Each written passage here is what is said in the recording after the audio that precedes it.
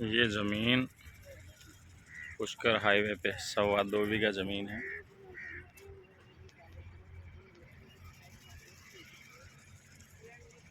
और बहुत शानदार जगह है ये।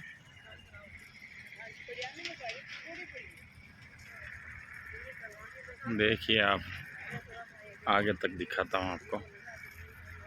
सामने जो गाड़ियाँ निकल रही है ये हाईवे पर निकल रही है। ये सामने हाईवे दिख रहा है पुष्कर, तिलोरा होते हुए जो हाईवे निकलता है, इस हाईवे पे ज़मीन है ये।